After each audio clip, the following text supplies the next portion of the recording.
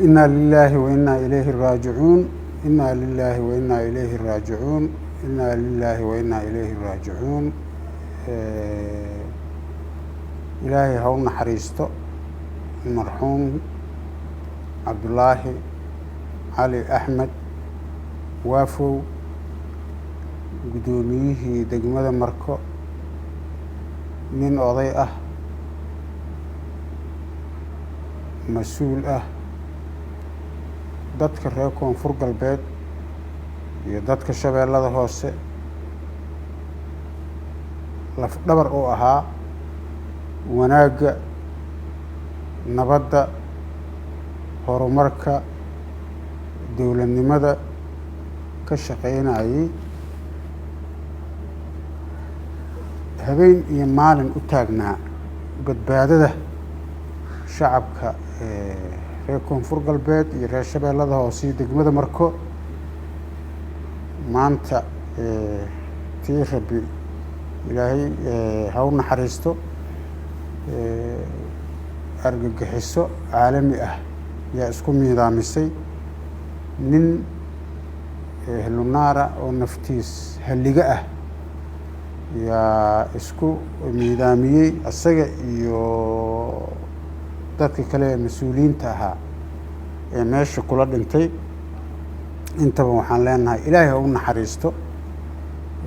naxariistii janno allaha geeyo mujaahidiin ay ahaayeen jaahil iimaan laawo ah oo lasoo qalday oo ka xaq daran yaa naftooda u qoonsaday waana dhibaato ummadda soomaaliyeed meel walbay joogaan haysato waxaan rabaa marka halkan inaan tacsi tiiraanyo leh aan oga diro ummadda soomaaliyeed meel walba ay joogto gaar ahaan dadka reer koonfur galbeed dadka reer shabeellada hoose maamulkii uu mas-uulka ka ahaa ee degmada marko ehelkii qaraabadii saaxiibadii walaalihii ilmihiisii waalidkiisa intaba inaan tacsi uga diro inta oon idhaaho ilaahay ha u naxariisto annaga dhanuu naga dhintay walaalkeen samir iyo iimaanna allah naga siiyo nin weyn oo oday ahaa meeshaas ku baxay isagii intii dhimatayba allah ha u naxariisto oo kale oo la jirtay oo dhibaatadaas ay saamaysay runtii waxaa nasiib darro ah in maalin walbo waa kastoo bariya ninka dadka ugu qiimaha badan iyo shacabkii dadka ugu tabarta darnaa in maalin walbaba ay shabaab aan naxaynin ummadda u naxaynin masiibo dadka soomaaliyeed lagu salladay ah meelay ka yimaadeen aan la aqoonin ay sababsadaan maalin walbaba dad dhameeyaan intaan waxaa waaye waa zaa'id shacabka reer koonfur galbeed ciidamada amniga dowladda meel walba ay joogaan waxaan rabnaa in loo diyaar garoobo la iska celiyo masiibadan ummadda laga qabto la iskaashado xogta la keeno ciidamada lala shaqeeyo amniga laga wada shaqeeyo shacab iyo dowladba loo istaago intaan ka badan ma loo adkaysan karo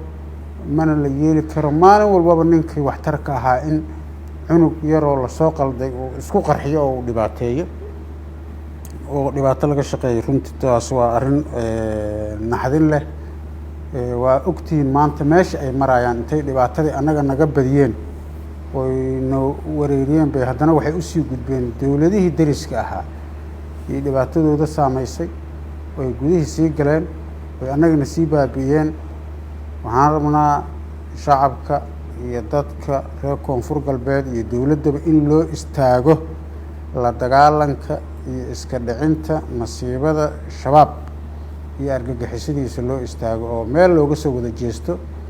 nin allaale iyo ninkuu la nool yahay iyo ninkii ka warhayeen uu xogtiisa keeno meel walbay jiraanna loo aadaan yaan faraynaa sidaasoo kale isla maanta ayadana waxaa qarax kale ka dhacay dad shacaba lagu dhibaateeyey degmada afgooye shacabkaasoo ayagana qarax loo dhigay ayagana intii ku dhimatay allah ha u naxariisto dadka soomaaliyeed oo dhan oo dhibaatada gaartayna ilaahay ha u naxariisto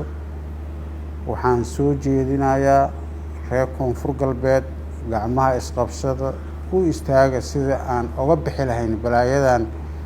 shacabka dhibaateynaysa oo shabaabka ah la isaga dhicin lahaa. inaa lilaahi wa inaa ilayhi raajicuun. samir iyo iimaan allah naga siiyo. asalaamu calaykum waraxmat ullaahi wabarakaatu.